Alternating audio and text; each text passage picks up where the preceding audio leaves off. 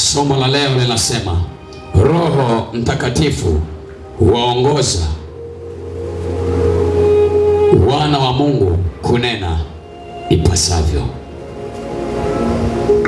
Kitabu chetu cha utangulizi ni waraka wa pili wa Petro sura ile ya kwanza mstari wa 19 mpaka 21. Nasi tuna lile neno la unabii lililo imara zaidi. Nasi tuna lile neno la unabii lililo imara zaidi, ambalo mkiliangalia kama taa ing'aayo mahali penye giza. Maana ukiliangalia ni kama taa ing'aayo mahali penye giza. Mwafanya vyema. Mwafanya vyema mpaka kutakapopambazuka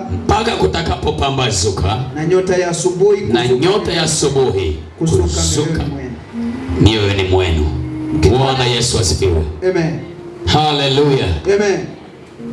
Neno la Mungu linasema nasi tunalo lile neno la unabii lililo imara zaidi. Liko neno la unabii lililo imara zaidi. Roho huwaongoza wana wa Mungu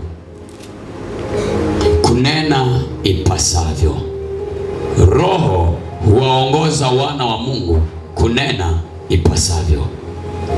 Nasi tuna lile neno la unabii lililo imara zaidi, mkiliangalia kama taa ing'aayo gizani.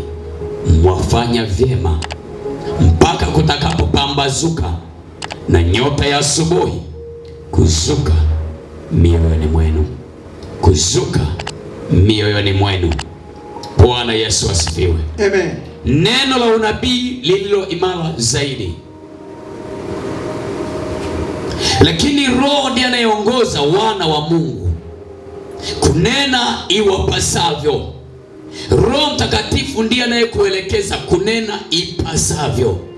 Kama wewe ni mwana, huwezi kunena kwa shauri lako, kwa sababu kumbuka, wewe upo duniani lakini unamwakilisha Baba. Kuna mission Baba alikutuma kuifanya. Sasa wewe ni mwana, kwa hiyo hutanena ya kwako, badala yake utanena yaliyotoka kwa Baba yako. Mstari wa 20 anasemaje? Ya kwamba hakuna unabii katika maandiko upatao kufasiriwa kama apendavyo mtu fulani, kama mtu apendavyo. Haleluya. Amen. Jua ya kwamba neno la Mungu haliwezi kufasiriwa. Paulo alisema ya kwamba injili hii ninayowafundisha si injili iliyotoka kwa wanadamu, lakini vile vile akasema hivi, tukiyafasiri mambo ya rohoni kwa jinsi ya rohoni. Kwa unabii haunenwi au hauletwi mahali popote kama mtu anavyopenda. Hauwezi kufasiriwa kama mtu anavyowaza mwenyewe kufasiri. Ukichanganya hekima yako na neno la Mungu ambao ni unabii, maana yake Mungu hataweza kujidhihirisha katika neno lake. Lakini Mungu anasema nimewapa neno la unabii lililo imara zaidi. Soma mstari wa 21. Bali wanadamu walinena yaliyotoka kwa Mungu. Mwanadamu ambaye tayari ameingia kuwa kwenye nafasi ya wana, ananena kila neno lililotoka kwa Mungu, wakiongozwa na Roho Mtakatifu. Kwa kila anayenena unabii, kila anayenena habari njema za ufalme, kila anayeshuhudia habari za Yesu Kristo, anazinena akiongozwa na Roho Mtakatifu.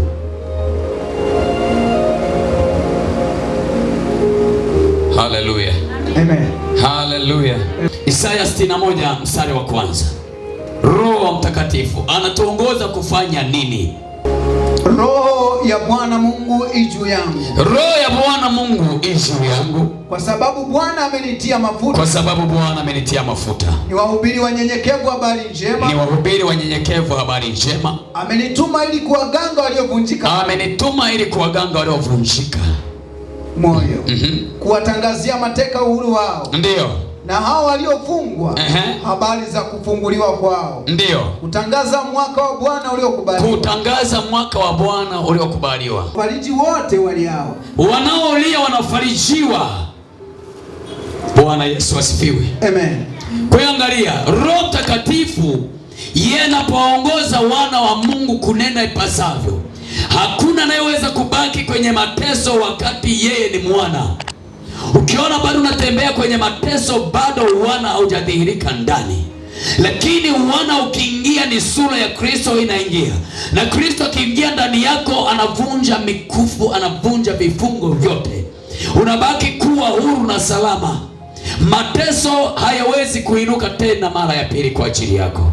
Amen. Kwa sababu Mungu anakuwa ameachilia, anasema ninatangaza mwaka wa Bwana uliokubalika na siku ya kisasi cha Bwana Mungu. Bwana Yesu asifiwe. Amen. Haleluya. Amen. Wakati tunaendelea sasa, tunaanza ibada, Mungu akadhihirika akasema hivi, nataka nidhihirike. Yule Mungu aliyeonekana mbele za Daudi na mbele za wana wa Israeli na mbele za Wafilisti, ndiye leo nataka kuonekana katika ibada. Bwana Yesu asifiwe sana. Ndio maana nakusikira tunapoingia kwenye ibada, sio ya kwetu. Ibada ni ya Mungu, sisi ni washirika wa ibada. Amen. Haleluya. Amen. Kusije ukaja mbele za Mungu jinsi unavyotaka wewe. Wewe njoo mbele za Mungu kwa kadiri Mungu anavyotaka yeye. Bwana Yesu asifiwe.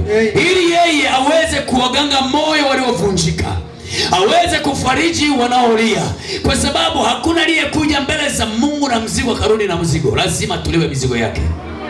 Haleluya. Amen. Haleluya. Amen. Angalia, kwa nini tunahitaji kuongozwa na Roho Mtakatifu? Hilo ni swali tu. Kwa nini unahitaji kuongozwa na Roho Mtakatifu? Namba moja ni kutaka kuyatenda mapenzi ya Mungu, kwa sababu Roho Mtakatifu akikuongoza utayatenda mapenzi ya Mungu, kwa sababu Roho Mtakatifu ndiye anayejua mapenzi ya Mungu jinsi yalivyo. Wakorintho wa kwanza sura ya 2 mstari wa 10. Soma hapo. Kitabu cha Wakorintho wa kwanza sura ya 2 aya 10 nasema. Ndio. Lakini Mungu ametufunulia sisi kwa Roho. Maana Roho huchunguza yote. Hata mafumbo ya Mungu. Bwana Yesu asifiwe sana. Amen. Roho Mtakatifu anakuongoza ili uweze kujua kipi kiko sahihi kufanywa kwa ajili ya utukufu wa Mungu, na kipi nisifanye kwa sababu kinakizana na mapenzi ya Mungu. Roho Mtakatifu kwa hiyo atakuongoza, jambo hili lizungumze au jambo hili usilizungumze. Ukilizungumza linaweza likanajisi watu, usilizungumze. Roho Mtakatifu anakuelekeza. Sasa leo kanisa limekosa Roho Mtakatifu, linanena lipasavyo, wananena kinyume na jinsi inavyowapasa kunena. Bwana Yesu asifiwe. Amen. Haleluya. Amen. Lakini namba 4, Roho Mtakatifu anasema hivi, anatuongoza ili tuweze kumzalia matunda yanayompendeza Mungu. Sio kila tunda unaweza kuzaa likampendeza Mungu. Tusome Matendo 16 mstari wa 8. Wakapita katika nchi ya Frigia na Galatia, wakikatazwa na Roho Mtakatifu, wasilihubiri lile neno la nini? Katika Asia. Walipofika kukabili Misia, wakajaribu kuenenda Bithinia. Ndio. Lakini Roho wa Yesu hakuwapa ruhusa. Bila kuwa na Roho Mtakatifu, kuna mahali utakwenda kuhubiri Injili, watakufyeka kichwa kabla hujamaliza mission. Sikiliza, Roho wa Mungu anataka nini? Akawaambia Asia, msihubiri Injili. Wanataka kwenda si Petrigia si wapi. Roho wa Kristo akawaambia hapana, huko msiende. Akawazuia. Hiyo ndiyo raha ya kutembea na Roho Mtakatifu. Haufanyi kwa mawazo yako, badala yake unafanya kwa mapenzi ya Mungu. Bwana Yesu asifiwe. Amen. Bwana Yesu asifiwe. Amen. Mathayo sura ya 10:19-20. Lakini hapo watakapowapeleka, ndio, msifikiri jinsi mtakavyosema. Maana mtapewa saa ile mtakayoyasema. Kwa kuwa si ninyi msemao, bali ni Roho wa Baba yenu, asemaye ndani yenu. Sasa usipokuwa na Roho wa Kristo, nini kitatokea? Mahali pa kujibu wewe utanyamaza. Mahali pa kunyamaza wewe utataka ujibu. Amen. Yaani mahali pa kujibu unanyamaza, mahali pa kunyamaza unajibu. Kwa nini? Unatumia akili yako. Bwana Yesu asifiwe. Msifikiri mtakavyosema. Amen. Saa ile atawapa la kusema. Maana sio wewe unayesema, badala yake ni Roho wa Kristo. Sikiliza nikwambie, Roho wa Kristo muda wote anaweza akakupa jambo, ili mradi uwe tayari kutumika. Muda wote na mahali popote anaweza akakupa jambo. Bwana Yesu asifiwe. Siku moja nilikuwa kwenye kongamano la wiki 2 mahali fulani. Sasa tumezoea mtiririko wa kwenda na somo vile tunaenda. Siku hiyo wanafikiri ni mwendelezo, na mimi nimesimama pale, nimeandaa mwendelezo ule pale. Kilichobadilika kanibadilishia somo pale, kilichohubiriwa kingine tofauti. Kanisa zima niliona lililia, lakini ile saleni mchungaji alikuwa anachukua nani? Alichukua simu yake kaanza kushuti. Sasa nikajiuliza, je, mchungaji na washirika, nani yuko katika mfumo wa rohoni? Usifikiri cha kusema, maana sio wewe unayesema. Ndio maana unaona mtu mwingine anajiona ni panzi, anaona mimi siwezi, Mungu amenichagua mimi. Hapana, siwezi kabisa. Sio wewe unayefanya, wewe ni utayari. Wewe ni kuwa tayari. Haleluya. Wewe ni kuwa tayari. Maana Roho wa Baba yetu ndiye anayezungumza ndani yetu. Roho wa Baba yetu ndiye anayejua mapenzi ya Baba. Roho wa Baba yetu ndiye anayejua wakati huu nini kinatakiwa kifanyike. Wamekuuliza hivi, wewe jibu hivi. Wamekuuliza hivi, huu ni mtego, usijibu, nyamaza kimya. Ni Roho wa Kristo, lakini kanisa limekosa kuongozwa na Roho. Kama wana tunapotea. Hatuwezi kujua majira ya Mungu. Jinsi gani anavyokuijiria wewe huwezi kujua, kwa sababu Roho wa Mungu hayupo ndani yako. Anayeonesha mapenzi ya Mungu ni haya katika hili. Angalia Timotheo wa pili 3:16 mpaka 17. 16 mpaka 17 unasema Kila andiko lenye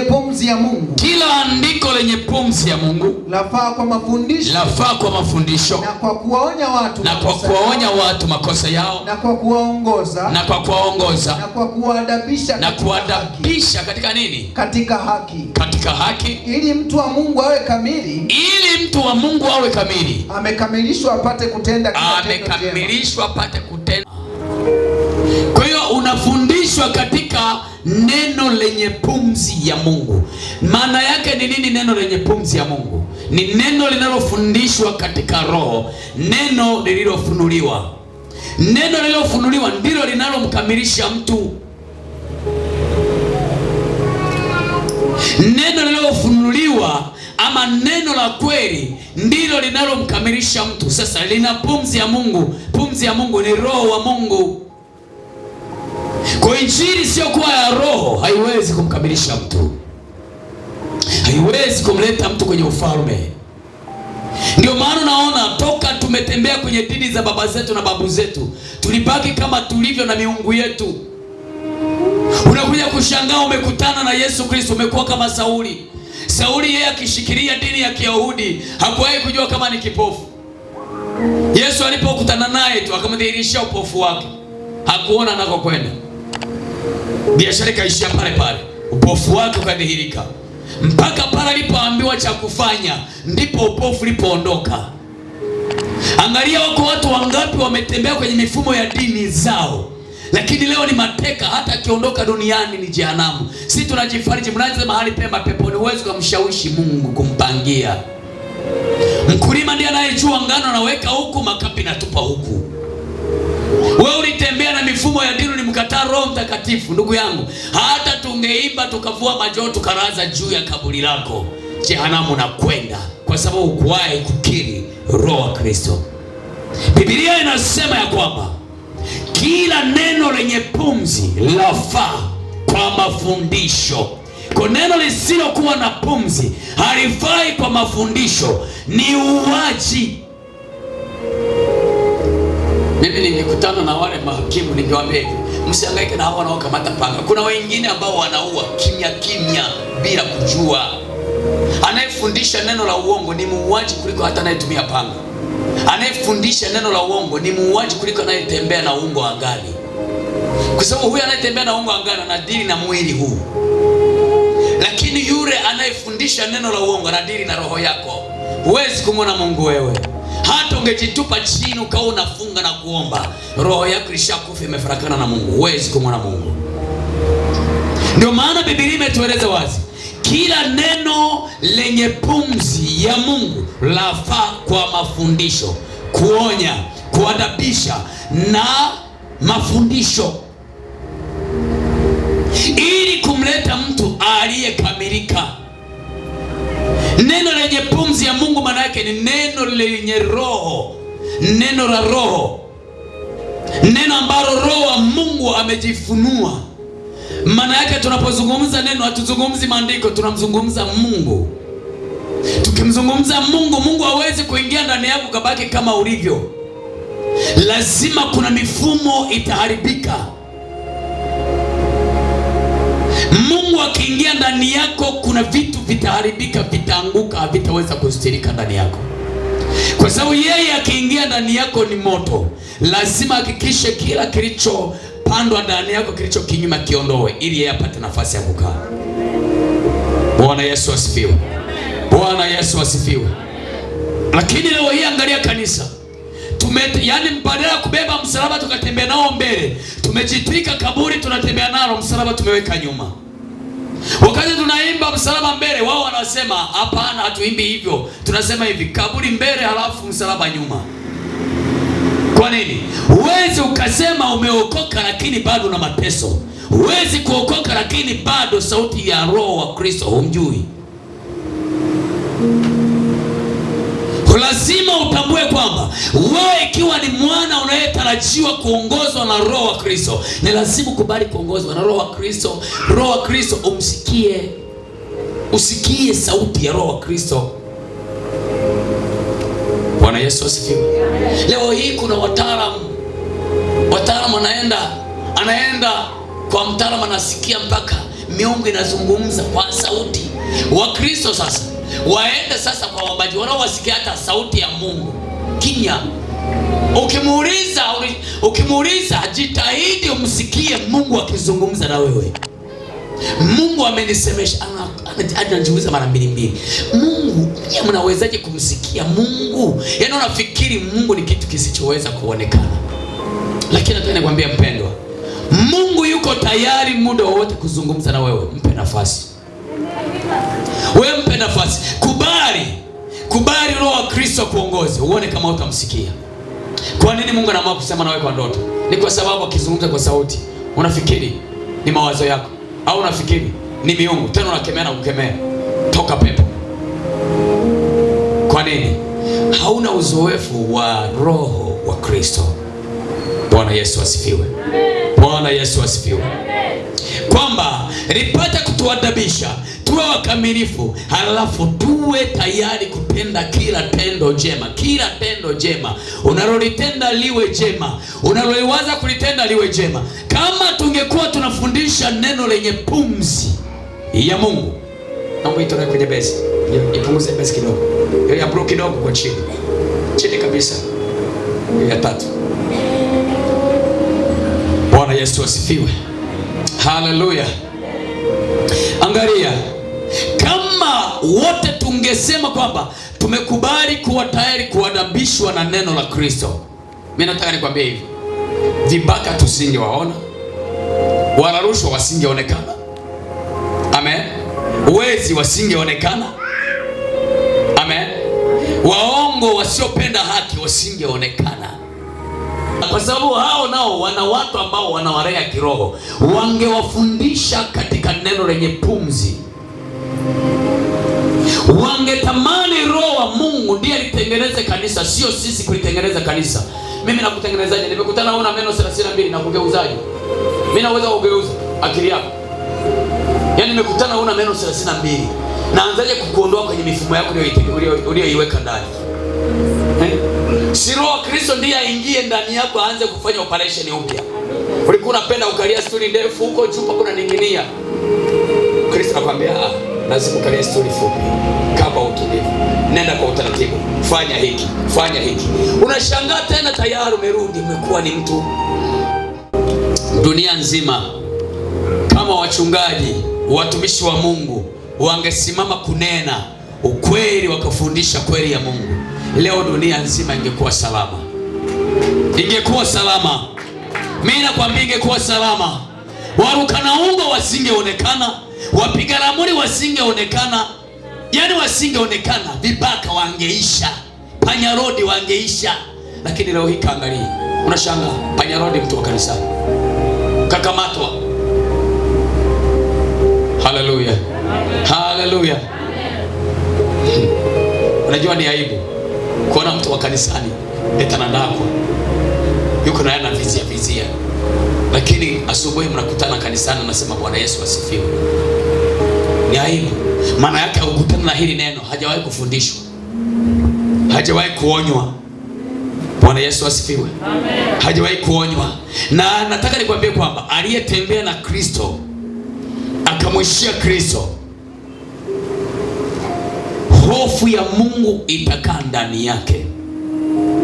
Na ujue sio yeye anayetenda, kama wewe ambavyo huwezi kutenda dhambi kwa sababu Roho Mtakatifu iko ndani yako, na yeye iko roho ndani yake inayomfanya sasa, inayomsukuma kwenye uovu, kwenye uharibifu. Sasa usipoongozwa na Roho wa Mungu, utaongozwa na roho ya uharibifu. Kwa matendo yako yote yatakuwa ni ya kiharibifu. Kwa nini? Ulikwepa kufundishwa na neno lenye pumzi ya Mungu. Bwana Yesu asifiwe. Timotheo wa kwanza sura ya 6 mstari wa 11 mpaka 12. Mstari ule wa 11 unasema, ndio, bali wewe mtu wa Mungu, uyakimbie mambo hayo. Ndio, ukafuate haki. Bali wewe mtu wa Mungu uyakimbie hayo, ukafuate haki. Mtu wa Mungu hawezi kwenda kwa bila utaratibu. Biblia inasema hivi, mambo yote yatendeke kwa uzuri na kwa utaratibu. Kwa watu wa Mungu walokole mnaofikiri kwamba Mungu hana utaratibu, Mungu ni wa utaratibu. Mungu anataka mambo yote yatendeke kwa uzuri.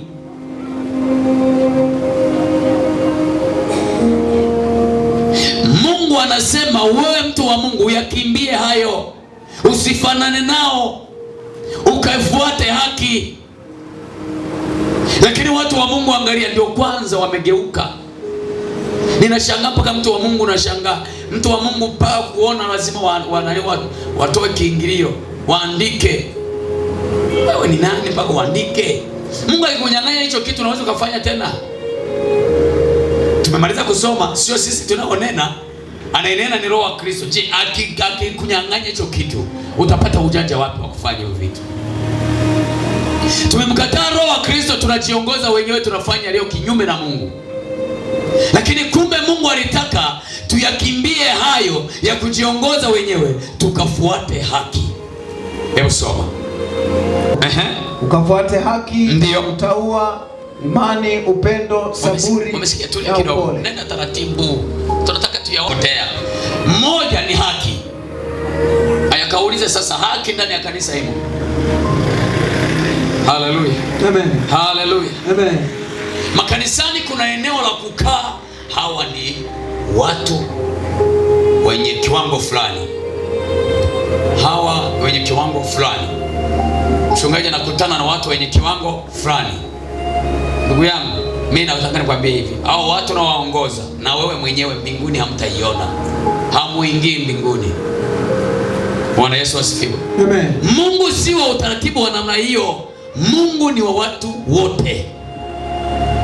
Ifuate haki, kila mmoja pewe haki yake kama anavyostahili. Ukaifuate haki. Namba 2, utaua, yani utakatifu. Namba 3 ni nini tena? Imani. Ufuate imani au amani? Imani, uifuate imani. Maana yake umfuate Kristo. Imani ni Kristo, sio imani za kidini tunazoambiana tunadanganyana. Kristo hakuleta imani nyingi wala hajagawanyika. Yeye ni mmoja. Amen. Ameleta kitu kimoja tu, ukombozi na ufalme. Yeye ndiye aliye imani, na imani ni njia. Aliye na imani anayefuata imani, maana yake anajua anakokwenda ni wapi. Anajua anachokitenda ni kipi. Bwana Yesu asifiwe. Bwana Yesu asifiwe kanisa. Amen. Uifuate imani. Halafu kitu kingine? Upendo. Kanisani upendo ulishapotea, haupo. Kanisa leo la Kristo dunia nzima, sio Tanzania tu. Dunia nzima mimi najiuliza mara mbili. Yesu mwanzoni Torati ilikuwa inasema ni jino kwa jino. Ukinipiga na mimi nakurudishia. Lakini Kristo aliposema akasema hapana, sio hivyo. Yeye akikupiga geuza shavu na hili. Alafu yeye akikuudhi wewe muombee. Lakini leo hii upendo umekosekana. Leo maadui tunaombea kufa. Bwana Yesu asifiwe kanisa. Ukafuate upendo. Ukiwa na upendo utapeleka habari njema za ufalme kwa mtu. Huyo aliyekuwa katika hali ya kupotea na kuangamia, utashangaa tena anarejeshewa tumaini la kuishi. Huo ndio upendo, sio upendo wa kumpelekea chakula. Hiyo ni sehemu nyingine. Lakini namba 1, mpe habari za ufalme. Namba 2, mpelekee vitu vya mwilini sasa, kuthibitisha kila ambacho Kristo anakikusudia. Bwana Yesu asifiwe. Saburi. Upole. Bwana Yesu asifiwe. Upole. Hivyo vitu bali wewe mtu wa Mungu vifuate hivyo. Uwe navyo, utembee navyo, uviishi, sio kuvisoma tu, viishi ndani yako. Haleluya, haleluya. Amen. Haleluya. Amen. Mimi nampenda sana Yesu kwa sababu akisema jambo waapindishi. Na ninakushukuru Yesu kwa kuwa umethibitisha. Wagalatia sura ya 6 mstari wa 8 naomba usome. Angalia. Wakati Petro yeye anakwenda kusali pamoja na Yohana, walikuwa wakienda siku zote kama desturi. Lakini siku hiyo walipokubali sasa Roho wa Kristo awaongoze, ndipo walipokutana na kiwete, wakatambua kumbe huyu jamani kiwete. Wakawa tayari ili Kristo awatumie, akawa tayari Roho wa Mungu awaongoze. Wakamwona yule kiwete akiwa amenyosha mkono anataka fedha, wakamwambia sikiliza, fedha hatuna na dhahabu hatuna, ila tunalo jambo moja ambalo ni la siri mno na la nguvu. Tunalo jina la Yesu Kristo, kwa jina la Yesu simama uende. Yule kiwete hakutamani tena pesa, hakutamani dhahabu, alichokitamani tena ni kuinuka tena. Sasa angalia, wanaongozwa na Roho wa Kristo wanatenda leo mapenzi ya Mungu. Angalia, Roho wa Mungu alipokuwa ndani ya kina Petro kwa majira yaliyoamriwa, wakagundua huyu jamaa kumbe ni kiwete bwana. Siku zote tunamuona ni kama amekula pozi, kumbe ni kiwete.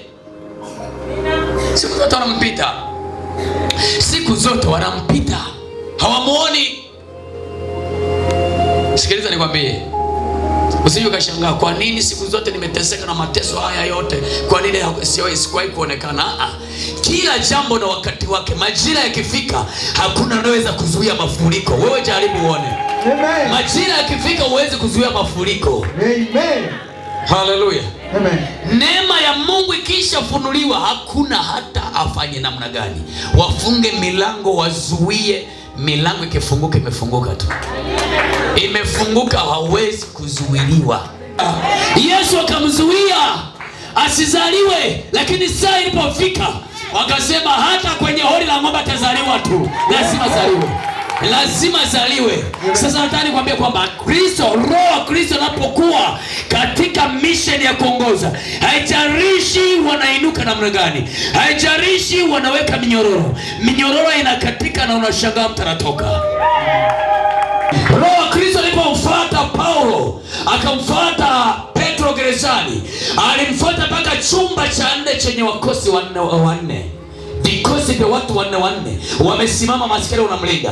Lakini angalia, Mungu akamfuata kule kwenye kikosi, akasema wewe unatoka. Petro anamwambia hapana, angalia walinzi. Mungu anamwambia inuka nifuate. Haleluya. Inuka nifuate. Petro anashangaa ile kuinuka, minyororo ikakatika chini yote. Anabaki anashangaa. Anasema bila shaka itakuwa nafsi yangu inaona. Haya ni maono. Mungu anamwambia njoo twende. Akaenda. Anajaribu kupapasa, naona mbona hiki naona kaudi ukuta. Mbona hapa naona. Alipotoka nje ndipo akasema, kumbe sio maono, ni kweli. Hatua zikaongezeka, akaanza kukanyaga. Anakwenda kaamini kwamba kumbe Roho wa Kristo ndiye anayenitoa. Amen. Roho wa Kristo muda ukifika, hata wafanye namna gani, nataka nikwambie hivi, hata wafanye namna gani, lazima. Bwana Yesu asifiwe. Amen. Nani alishawahi kusikia chura wakati wa kujifungua? No, not chura. Kinyonga. Ushawahi kusikia? Anapiga kelele, yuko juu ya mti, anapiga kelele kwa kasi, yaani hata ni ndogo, lakini unaweza ukawa paka sosoka na ukasikia. Anapiga kelele. Lakini mwisho wa siku akaona amezidiwa, anajitupa chini, ndio mwisho wake, maisha yake yanaishia hapo. Alafu mtoto anazaliwa. Yaani yeye anakufa alafu mtoto anazaliwa. Sikiliza nikwambie, hatima yako hakuna wezaye kuzuia muda ukifika. Ndio maana tunatamani kuongozwa na Roho wa Mungu, ili kwa majira aliyoamuliwa usimame ukiwa tayari kwamba haya ndio majira yangu, hakuna wezaye kuzuia. Haleluya. Haleluya. Nataka nikwambie hivi, kuna wakati watu wanaona yani wewe ndo kabisa, wakasema huyu ni Sayuni aliyeachwa. Lakini mwisho wa siku Mungu akikumbuka Sayuni, watu wote sikiliza, Mungu anapobadilisha sasa, iwe wale waliofunga marango wakasema huyu hawezi kuolewa, huyu hawezi kufanikiwa, huyu hawezi kupanda cheo, huyu hawezi kusoma, huyu hawezi kupata utajiri, wanageuzwa wote, fahamu wote wanaona, wanabakisha nini kimetokea? Hapana, labda ni mwingine, sio yeye. Yule kiwete wakasema hivi, lakini mbona nafanana na yule tuliyempa hela mlangoni? Wanashangaa. Akawaambia hivi, mimi ndiye. Haleluya. Mimi ndiye, msishangae, ni mimi kweli. Haleluya. Haleluya. Biblia inasema mama yake na Yohana haleluya, mama yake na Yohana, wakati anamleta Yohana, Biblia inasema watu walikwenda kushirikiana naye kulia kwa furaha. Amen. Haleluya.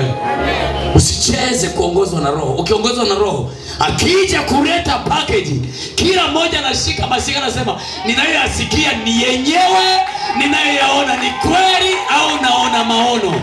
Lakini Mungu anakuwa amekwisha kufanya. Angalia, kanisa liliomba kwa ajili ya Petro.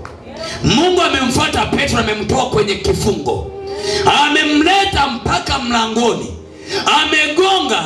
Jamani, hawa mabinti wa kazi msije mkawacheka na kuwadharau. Wana thamani kubwa. Nenda mkafuatilia kwenye Biblia walifanya nini. Walitumika vizuri sana.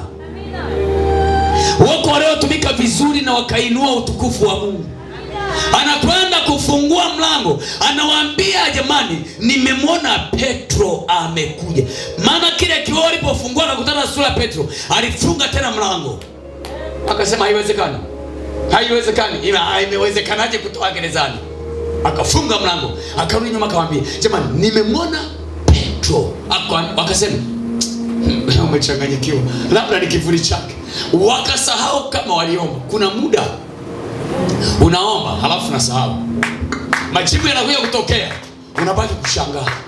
Ndio maana naona watu wengi wao wanatoa utukufu wa Mungu bila wao kujua.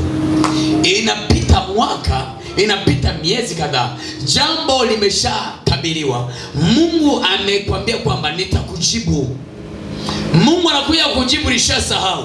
Halafu hata kukumbuka kumshukuru Mungu huna kumbukumbu. Unajua kwamba ni kawaida, yaani ukumbuke kama uliwahi kuomba. Ndicho kilichowakuta kanisa. Kanisa wakasema haiwezekani, hiki ni kivuli. Wakasahau kwamba walikuwa wanaomba ili Petro atoke. Haleluya, haleluya. Mpaka waliposikia sauti yake mbona kama yeye kweli, ufungueni jamani. Kwa hiyo kuna watu ambao wanaingia mbele za Mungu wanaomba, lakini anasubiria majibu. Muda ukifika, ndugu yangu, hakuna aweza kuzuia. Muda ukifika, hakuna anaweza kuzuia. Aliyeweza kutenda, angalia, yule kipofu toka kuzaliwa kwake anatembea na wazazi wake. Hakuwahi kutambua kama huyu mtoto kuna siku anakuja kupona. Hakuja kutambua. Lakini majira alipofika, anakutana na Yesu Kristo. Anatema mate chini, anachukua udongo na mpaka kwenye macho. Alafu anamwambia, nenda kaa nawe kwenye birika la Siloamu. Sasa swali linakuja, aliyempeleka kwenye birika ni nani? Wakati alikuwa ni kipofu, alilionaje lile birika? Haleluya, haleluya. Jiulize hili.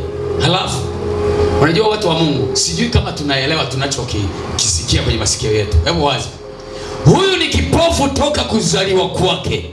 Wazazi wanatembea naye akiwa kipofu, hakuwahi kuona, wala wazazi hawakuwahi kuwaza kwamba kuna siku mtoto wetu ataona. Anakutana na Yesu, anatema mate chini, anatengeneza tope, anampaka kwenye macho. Akamwambia, nenda kanawe kwenye birika la Siloamu. Maana yake mtu aliyetumwa, yeye aliyetumwa, nenda kanawe. Nani aliyempeleka yule kipofu kwenye lile birika? Ni nani aliyempeleka huko? Bwana Yesu asifiwe. Ni nani aliyempeleka huko? Sasa kama yule aliweza kufika kwenye birika akiwa kipofu na akanawa na akaona akiwa pale birikani, je, wewe unayemwomba Mungu, haijalishi leo hii unaona maruweruwe mbele yako, lakini nataka nikwambie saa ikifika macho yako yatafumbuka na utaona hatima yako iliko. Kwa sababu Roho wa Mungu akikuongoza utamwona Bwana akidhihirisha. Bwana Yesu asifiwe sana. Haleluya, haleluya. Roho wa Mungu ndiye anayetufanya ili tumwabudu Mungu ipasavyo. Ni kweli tumetembea kwenye mapokeo, ni kweli tumetembea kwenye kawaida za mashariki, lakini majira haya sio majira ya mapokeo na dini, ni majira ya Roho. Maana tuko katika elfu ya mwisho. Mungu anataka kudhihirisha sura yake kwa kanisa.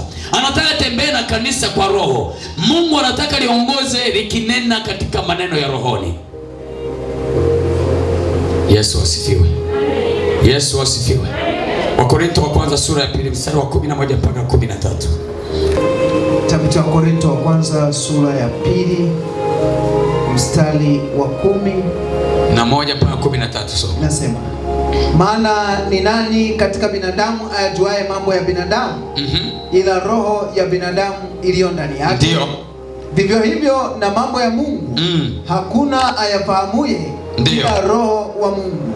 Lakini sisi hatukuipokea roho ya dunia, bali Roho atokaye kwa Mungu, kwa kusudi tupate kuyajua tuliyokirimiwa na Mungu. Amen. Yale tuliyokirimiwa na Mungu. Kwa tukiongozwa na Roho tunajua makusudi ya Mungu, tunajua yale ambayo Mungu ametuandalia kutukirimia, tunayajua. Ndio maana nataka nikwambie hivi. Bwana Yesu asifiwe. Bwana Yesu asifiwe. Haleluya. Ngoja nikuoneshe faida ya kuongozwa na Roho. Uione kwanza. Amen. Katika mambo yote ambayo Mungu alikuwa akiyasema na aliyonieleza kwamba niwaeleze watu wake, ni matatu. japo kwa mengine yanaweza yasikuhusu, lakini haya matatu. Namba moja alisema hivi, wakati unapokuwa unaandaa watu watakaotembea na wewe kwenye maono aliyokupa Mungu, msikilize Roho wa Mungu anataka nini.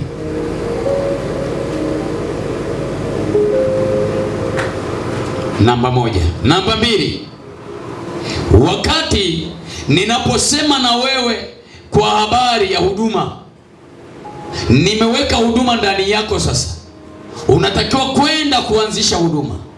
Sikiliza Roho Mtakatifu anasema nini, usikilize kwa bidii. Haya maeneo mawili upasi kukosea kwenye huduma ya Mungu. Namba tatu, ni wakati wa kutafuta mke au mme. Ukikosea jambo hilo, sahau mbingu. Mambo mangapi haya? Ukiyakosea mbinguni hurudi tena, unaenda kuzimu. Wakati wa kutafuta viongozi watakaotembea na wewe kwenye huduma, wakati wa kuanza huduma, na wakati wa kutafuta mke au mme. Ukivikosa hivyo vikakosekana, isahau mbingu. Isahau nini? Mbingu huwezi kuiona. Ndio maana unahitaji sana Roho wa Kristo aonekane kwa kiwango kikubwa katika maisha yako, ili ujue kipi kiko sahihi na kipi sio sahihi. Bwana Yesu asifiwe. Angalia Yohana 3:6, naomba usome 3 aya ya 6. Ndio unasema kilichozaliwa kwa mwili ni mwili, kilichozaliwa kwa mwili ni mwili, na kilichozaliwa kwa roho, na kilichozaliwa kwa roho ni roho. Bwana Yesu asifiwe. Kuongozwa na Roho wa Mungu kama wana wa Mungu ni lazima. Kumbe tumezaliwa kwa roho. Sisi tumezaliwa kwa roho. Utu wetu wa ndani umezaliwa kwa roho. Sura yetu inayofanana na Mungu imezaliwa kwa roho. Mimi nikiingia katika mfumo wa rohoni, Mungu atajidhihirisha kwangu kwa sababu nina vinasaba vya kwake. Wewe ukiwa na vinasaba vya miungu ya kwenu, miungu ya kwenu itakao kutembelea. Hauwezi kuzungumza na Mungu wa mbinguni wakati ndani una vinasaba vya mapepo. Roho wa Mungu ndiye atakayezungumza na wewe kwa sababu ndani yumo Roho wa Mungu. Bwana Yesu asifiwe. Amen. Kwa watu wa Mungu, wako watu wengine wameshindwa kutembea na Roho wa Kristo kwa sababu wamemnyima nafasi, wakifikiri ya kwamba maisha ya Ukristo ni kuokoka. Kuokoka, ndugu yangu, sikiliza nikwambie, kuokoka ni zaidi ya kuja kanisani na kusali. Ili kama unafikiria kuokoka ni kuja kusali, ni tofauti kabisa na unavyofikiria wewe. Usipomkubali huyo Roho wa Mungu, hauwezi kuokoka hata siku hii. Utakuwa ni mtu wa mapokeo na dini. Bwana Yesu asifiwe. Angalia kitabu kile cha Warumi sura ya 8 mstari wa 9. Kitabu cha Warumi sura ya 8 aya 9, neno la Mungu linasema, ndio, lakini ikiwa Roho wa Mungu anakaa ndani yenu, ninyi hamfuati mwili, ndio, bali mwaifuata Roho. Lakini mtu awaye yote asipokuwa na Roho wa Kristo, huyo si wake. Roho wa Kristo anakaa ndani yenu, basi hamfuati mwili. Lakini ikiwa maufuata mwili, nataka kufa, unataka kufa. Lakini pia asiyekuwa na Roho wa Kristo, huyo sio wa kwake. Bwana Yesu asifiwe. Haleluya. Nataka kujitathmini mara mbili, utamani kuongozwa na Roho wa Mungu kwa kila jambo na kila hatua. Anayeongozwa na Roho wa Mungu atasikia msukumo wa ndani wa kutafuta uso wa Mungu. Anayeongozwa na Roho wa Mungu ataona yale ambayo yako sirini na mambo ambayo hayajaja, Mungu anampasha habari zake. Ukiona wewe mpaka uambiwe ndipo yaone, wewe wa Roho wa Kristo hayumo ndani yako. Sawa kabisa. Roho wa Kristo anakuonesha yaliyopita, yaliyopo na yatakayokuja. Bwana Yesu asifiwe. Lakini si anayoyasikia. Hatendi hivyo. Yaliyo sirini anaiweka wazi. Bwana Yesu asifiwe. Alama ya Roho wa Kristo ni ya muhimu sana, kwa sababu ndiye atakaye kuongoza. Leo kanisa tumebaki kama tulivyo, tumedumaa kiroho. Mtu anashangaa miaka 10 ndani ya kanisa. Nini shida? Kwa nini? Miaka 10, 20, 30. Anakuambia nimeokoka tangu hizi za Moses Krola. Sasa Mungu wa Moses Krola alitembea naye kwa unyenyekevu, yeye kama yeye, sio wewe. Wewe na ushupavu wako na kula rushwa kwako, wewe unatembeaje na Mungu?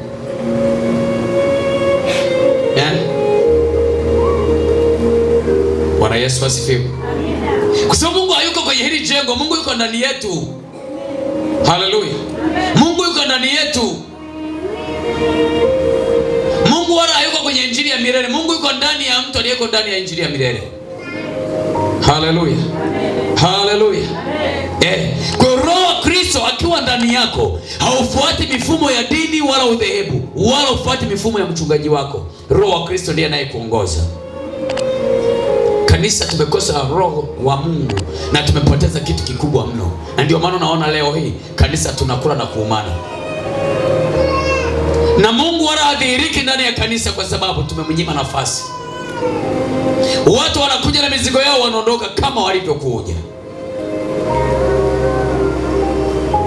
Watu ni mateka, tunaona kwa nje tunaona ni Wakristo, lakini ndani ni mateka. Anayeishi ndani ni mwingine. Bwana Yesu asifiwe. Kwa lazima kanisa la Mungu tukubali kuongozwa na Roho wa Mungu ili tuwe wana wa Mungu. Yohana 3:5 mpaka 7.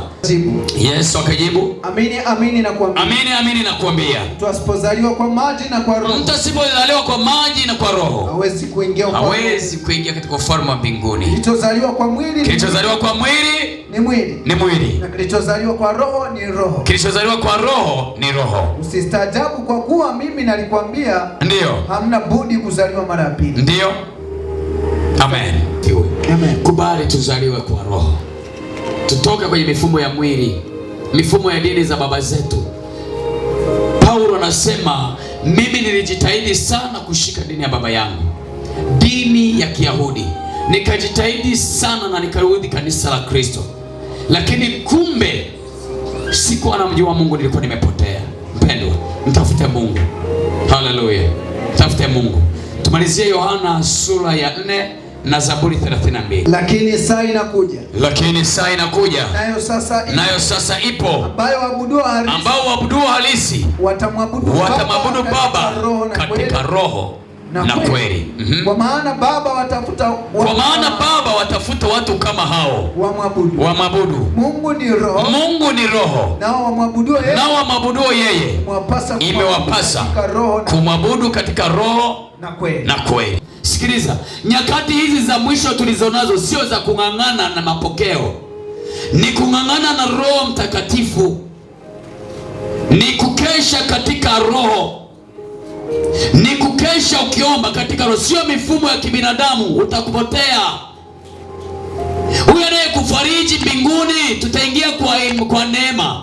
Nataka nikwambie, hata kuwepo siku wewe unaingia parapanda ikilia, utaisikia wewe peke yako, sisi tutakusindikiza. Parapanda ita huku tunarusha udongo, nenda. Baada ya mwezi tumeshakusahau, lakini kule wewe unachezea bakora za kutosha. Ndugu yangu, kama kuna muda ambao upaswi kufarijiwa, ni kumtafuta Mungu. Usifarijiwe. Eneo la kumtafuta Mungu, awe mke, awe mme, awe mtoto, awe si mchungaji, awe nabii, awe mwalimu, asikufariji. Msikilize Roho Mtakatifu anasema nini, vinginevyo siku kiondoka hautaiona mbingu. Wewe sikiliza moyo wako na kupeleka kufanya nini. Sikiliza neno la Mungu linakuelekeza nini, vinginevyo hutaweza kuiona mbingu. Liishi neno linakuonya, tafuta utakatifu kwa gharama yoyote. Tafuta kuongozwa na Roho Mtakatifu kwa gharama yoyote. Usikubali roho zingine zikaingilia kati kukupotosha. Nataka nikwambie hivi, hutaiona mbingu. Hutarudi kusema unajua ni yule nabii alinidanganya. Biblia inasema hivi, katika siku hiyo hawatafundishana mdogo wala mkubwa mjue Mungu, maana wote watanijua tangu mdogo mpaka mkubwa. Sasa wewe kwa nini unasema amenipotosha? Kwa nini usimtafute Mungu wewe kama wewe? Unajua ni mchungaji wetu, yani kwa kweli mchungaji alitudanganya, hakutuambia ukweli. Wewe kwa nini hukumtafuta Mungu? Biblia inasema kipofu kimongoza kipofu mwenzake atatumbukia shimoni. Kama uliona ni kipofu, kwa nini hukutoka tafuta kwa wanaoona? Haleluya. Kwa siku hiyo tutakuwa kama Adamu. Adamu uko wapi? Nimejificha. Umekula tunda? Hakusema ndio. Si huyu mwanamke uliyenipa? Sasa kwa nini asingesema ndio vikaisha? Ndio nimekula. Akasikia Mungu anasemaje. Lakini hakujibu ndio, alichosema ni huyu mwanamke uliyenipa. Sasa na siku ya mwisho tutakuwa tunasukumizana hivyo hivyo. Ni mchungaji alinidanganya, angeniambia ukweli mimi ningetubu. Kwa nini wewe hukunitafuta? Haleluya. Haleluya. Maana kila aliye na mwana nao ushuhuda. Sasa kama wewe ndani yako Kristo yupo na Roho wa Mungu yupo, utaona hizi ni mbichi, hizi ni mbivu. Kama ni mbichi usile, kama ni mbivu kula. Sasa wewe kwa nini ulingangania kula matango poli? Acha ufe. Lakini kama unajua kabisa haya ni matango poli, haya si matango yale ya Misri, acha niyakimbie, nitafute matunda halisi yalipo. Mungu angeona mtu huyo ana bidii. Sasa kama ana bidii ya kunitafuta, wacha nimwelekeze watu wangu. Maana Biblia inasema hivi, katika siku za mwisho nitawapa wachungaji wanipendezao moyo wangu. Sio kila unayemuona amepiga suti, amevaa kora ukafikiri ni wa Mungu. Kaulize huyo kuhani ni wa mbinguni au ni wa wapi? Utashangaa unapeleka na masikio yako unaingia, mwisho wa siku kutoka itakuwa ni kesi, hutaweza kutoka. Utabaki unalia unasema, "Right, ningelijua mapema ningeokoka." Aliyekuzuia usiokoke ni nani? Mungu anasema hivi, kwa kuwa walikataa kunisikiliza na mioyo yao ikawa mioyo ya ushupavu, nami niliachilia roho ya uharibifu nikawasukuma kwenda ili wapotee, halafu nije niwahukumu. Kwa kuna wakati mwingine unashikwa kihemuhemu, unakimbia unahangaika, unatafuta, mwisho wa siku unakuja ukimbilia kwa mchungaji anayetoka kwa Kalimanzira, halafu mwisho wa siku unakamatwa, halafu Mungu naenda kusukuma kwa kuli kata kunisikiliza, nenda. Anakusukumiza, unafikiri ni Mungu anakupeleka, kumbe sio Mungu. Unafikiri ni shetani anakupeleka, kumbe sio shetani, ni Mungu anakusukumiza, nenda ukafe vizuri. Au mjasoma ile andiko linasema hivi kwamba wa kwanza, wa pili akikuonya, wa tatu akakuonya ukashindikana, wanakuachia shetani ili akushughulikie. Sasa haujalisoma ile andiko? Kuna mtu anaachiwa shetani mshughulikie kwanza, akili kimkasa watarudi, atautafuta uso wa Mungu. Bwana Yesu asifiwe. Bwana Yesu asifiwe kanisa. Amen. Kwa hiyo angalia, nyakati hizi za mwisho Mungu anataka kila mmoja amtafute, lakini uwe na roho ya kutafuta uso wa Mungu, kumwabudu, kumpa Mungu ibada ya roho. Sasa watu tumeshazoea tukiimba roho, tukiimba sifa au tukaabudu, roho wa Mungu anashuka, anajifunua, lakini kweli haipo. Mwisho wa siku tunatoka, yani ibada ya leo ilikuwa ya moto. Kauliza ametoka na nini? Ametoka ibada ya leo ilikuwa moto. Umepokea nini? Neno leo ondoka nalo hana hata moja. Kweli haipo. Ni kweli roho yupo, ila kweli haipo. Utajiuliza kwa nini iwepo ibada ya roho halafu kweli haipo? Sikiliza. Unapoingia kumsifu Mungu, Mungu anasema nashuka katika nini? Katika sifa. Kama ameshuka katika sifa, atajidhihirisha, uwepo wake utaonekana. Ukishaonekana mahali pale, kinachofuata kinasubiria sasa kweli ya Mungu kwa ajili ya roho za watu haipo. Na ndio maana unaona makundi mengi tumekimbia, tunasifu, tunaabudu, lakini neno limekosekana. Shetani katuruhusu tuingie kumsifu Mungu, tuingie kuabudu, lakini neno la Mungu halipo. Unashangaa mtu na mstari mmoja tu, mstari huo uona utembelea na maliza, biashara imeisha, haya tusimame, toa sadaka, biashara ishe, nenda nyumbani. Ukiondoka umeondoka umechoka. Kwa nini? Ulisifu, uliabudu. Umeondoka umechoka, makoo hanayo ushirikiano, umeomba sana. Ndugu yangu, maombi ni moshi. Ufunuo 8:3-4 utasoma kwa muda wako. Maombi ni moshi. Neno ni mbegu. Mbegu inaota. Ukitoka hapa ukifika nyumbani, maombi umeshasahau kama uliomba, lakini neno ulilolisikia ndani ukitaka kufanya, unasikia linaongea. Imeandikwa usiibe, imeandikwa usiseme uongo, linaanza kuongea ndani. Kwa hiyo ni mbegu. Mungu anataka tuabudu katika roho, lakini tuabudu katika kweli, tuambizane ukweli. Ndio maana neno linasema hivi, lafaa kutuonya makosa. Bwana Yesu asifiwe. Amen. Bwana Yesu asifiwe kanisa. Amen. Zaburi ya 32 mstari wa 8, naomba tumalizie hapo tusome. Fundisha na kukuonesha njia utakayoiendea. Nitakushauri. Jicho langu litakutazama. Roho wa Mungu akiwa ndani yako hawezi kukupeleka kwenye upotevu. Watu tunapotea, tunaingia mpaka mahali pasipo sahihi kwa sababu Roho wa Kristo hayumo ndani yetu. Unaona, kwa sababu palisikiliza, pale kuna maneno mazuri, pale kuna maombi mazuri. Ukisikia maombi mpaka unasema yes, yani mahali hapa jamani kuna neno, yani jamani mahali hapa noti neno, kuna maombi mazuri. Yani huyu mama kiomba, huyu baba kiomba jamani, mpaka unasikia kabisa kama yani kama shida zako zimeisha. Ingia. Tashangaa. Unatoka pale, uelewe unachokifanya. Ufahamu wako umegeuzwa. Umekuwa ufahamu wa kitu kingine. Hivyo wewe ufikiria. Hivi nisha kujiuliza, mhubiri mpaka anafika hatua anamuita huyu jamaa Jesus, huyu jamaa daddy, yani Mungu anamuita daddy. Kweli? Daddy atabaki kuwa baba yako, acha kumuita Mungu daddy wewe. Mungu ni baba yetu wa mbinguni. Acha ukosefu wa nidhamu. Unamuita daddy. Eti daddy nikumbuke, daddy niangalie, daddy uangalie. Wewe eti huyu jamaa Jesus, huyu jamaa Jesus. Wewe Yesu Mwokozi ni jamaa. Say ukosefu wa nidhamu kabisa. Hebu watu wa Mungu tuitafute ibada ya roho na kweli. Hallelujah. Amen. Ngoja niwaambie, sikiliza. Daudi alipotambua kwamba kule porini dubu na simba walikuja kwa ajili ya kurarua kondoo wangu, sikukubali ili kondoo wararuliwe. Nikasema niko tayari kwa ajili ya kufa ili kondoo wangu wawe salama. Daudi alipambana na dubu, akapambana na simba. Aliposikia jina la Bwana linatukanwa, hasira ikapanda. Wakamvika mavazi, akasema hapana, mimi sijazoea kuvaa haya mavazi. Kule mimi nimezoea kutembea na kombeo tu. Manati natembea nayo hiyo.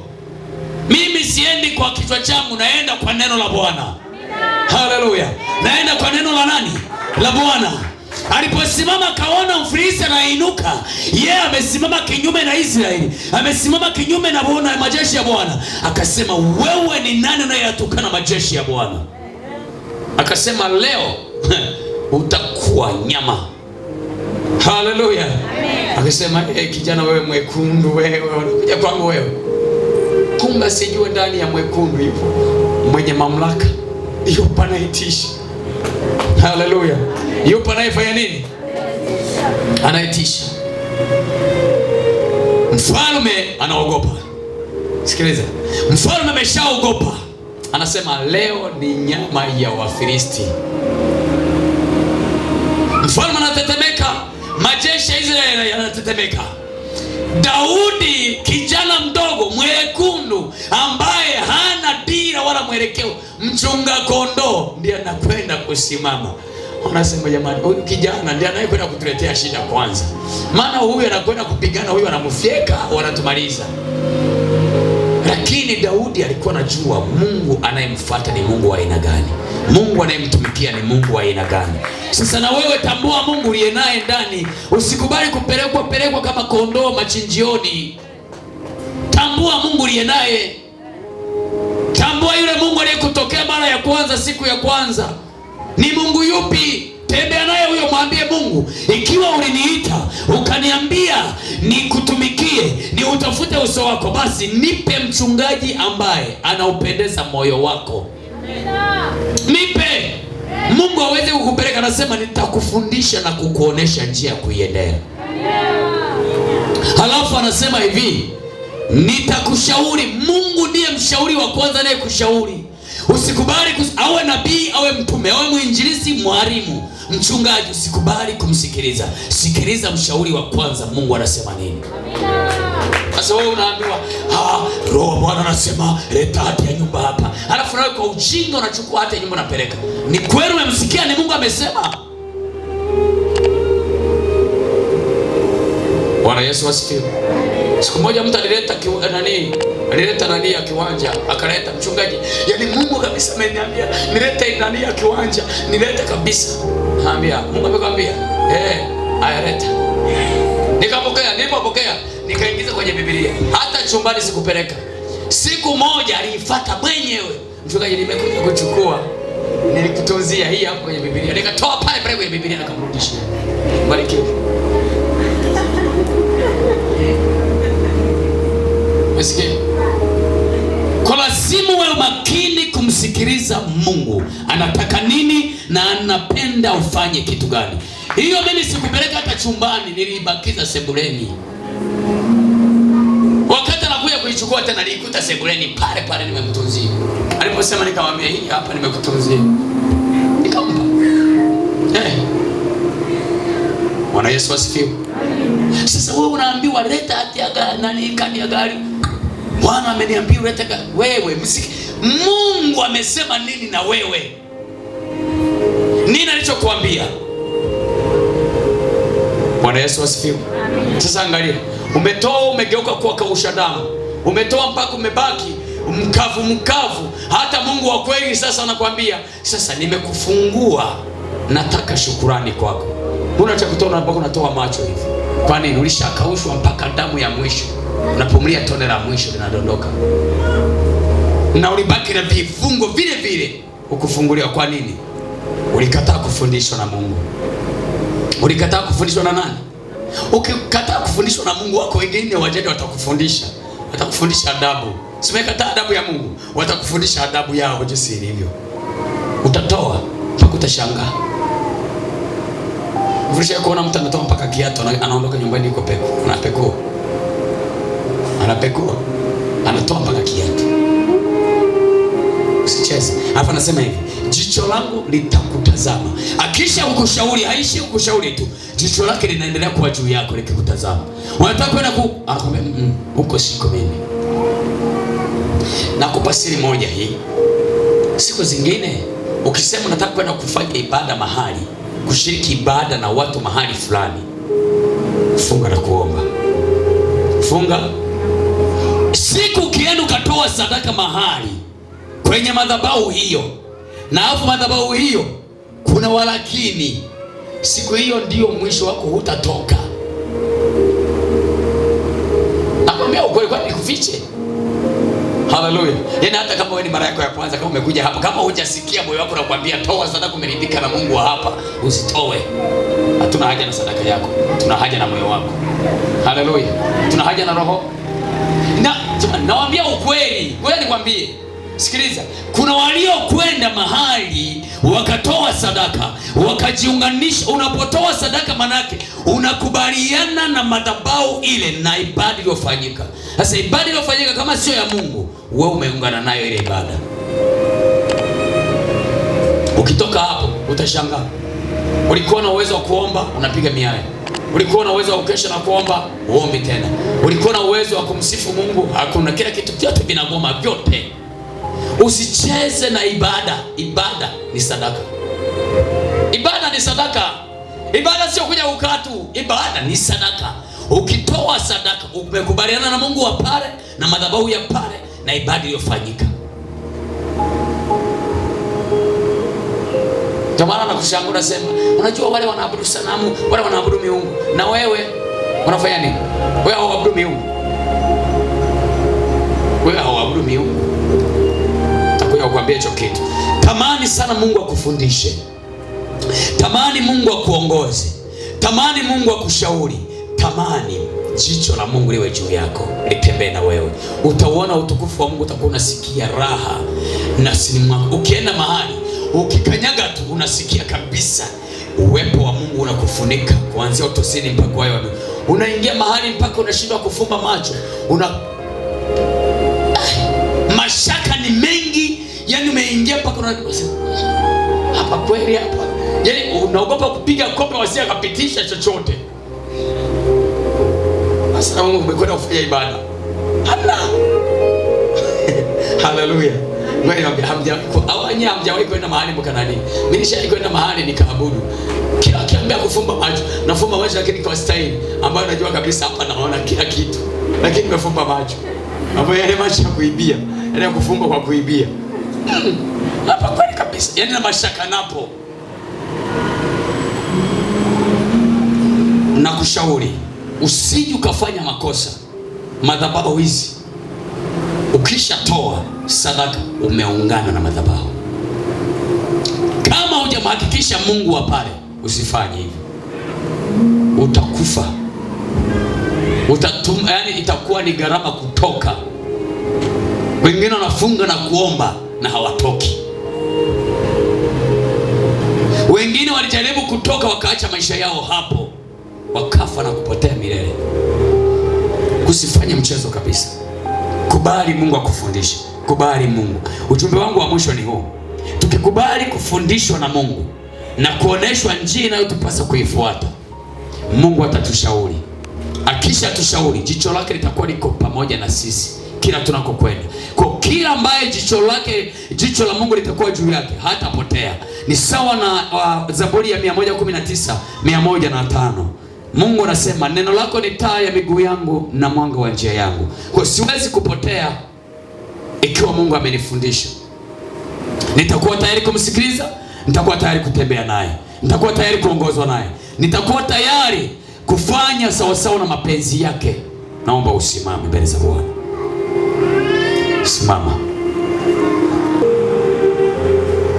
Hebu muinulie mikono wa Mungu, tumshukuru Mungu kwa ajili ya neno lake. Lakini pia hebu tamani sana Mungu akupe neema. Akupe neema. Aisemeshe roho yako. Akusemeshe, umsikie Mungu ndani. Kile utakachokifanya kwa kuongozwa na Roho, basi ukifanye sawa sawa na mapenzi yake, ili kimpe utukufu Mungu. Sema, Bwana Yesu, siku ya leo nimesikia sauti yako ukitaka uniongoze na unielekeze. Bwana Yesu, nimekubali sasa leo kuongozwa nawe kama neno lako linenavyo. Mungu, mimi ni mwana, nimekubali kuongozwa na sheria yako Baba, na sheria yako Baba. Baba, Mungu wa mbinguni, usiyepunguka kamwe kwangu. Usiniache kuniongoza wala kunielekeza. Jicho lako liko juu yangu. Ninajua jicho lako ni neno lako, ni taa yangu, siwezi kupotea. Nitayatenda yaliyo mapenzi na makusudi yako. Kwa jina la Yesu, nipe kulitii neno lako, kumtii Roho Mtakatifu, maana hiyo ndiyo haki. Kwa kuwa wewe Mungu wapendezwa na moyo wenye utii na unyenyekevu. Pokea sifa Baba, kwa kuwa Mungu umesema nami nimesikia. Kwa jina la Yesu Kristo, sema amen. Sema amen. Piga makofi kwa Yesu. Amen. Bwana Yesu asifiwe. Bwana Yesu asifiwe.